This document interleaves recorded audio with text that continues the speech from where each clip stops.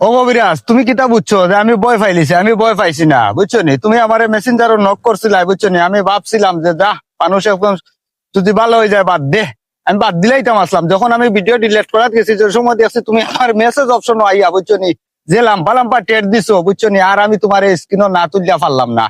এবার ঠিক হয়ে যাও, বুঝছো নি, ভালো হয়ে যাও। ভালো হইতে পয়সা লাগে না আমারে, আর বারবার যেন আর স্ক্রিনও তোলা লাগে না। কিন্তু আমার ফ্রেন্ড ফলোয়ার যারা আছে তারাও ওই আমারে খর বলে ইটা কিতা অবস্থা, বুঝছো নি? তুমি যে ফেক স্টার মারো, বুঝছো নি, আমি অডিয়েন্সের কাছে আমি ও ফেক স্টার গুলো আমি তুলিয়া ধরলাম। দেখো সাইন, ও স্টার গুলা, ও দেখো সাইন, আমারে যে স্টার গুলা মারছে ওগুলা আসল না ফেক, আপনারা আপনারা কইয়া যাইবা।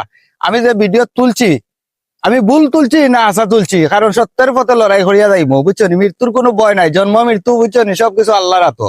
আমি কেউরে ডরাই না, আমারে টের দিও না, বুঝছো নি? টের দিয়ে আমারে আমারে বিগড়াইও না, বুঝছো নি? এবং বালা আছো, বালার লাখান তাকি যাও, বুঝছো নি? সতর্ক হয়ে যাও। আর নতুনটারে, বুঝছো, নতুন আইডি নষ্ট করিও না, বুঝছো নি?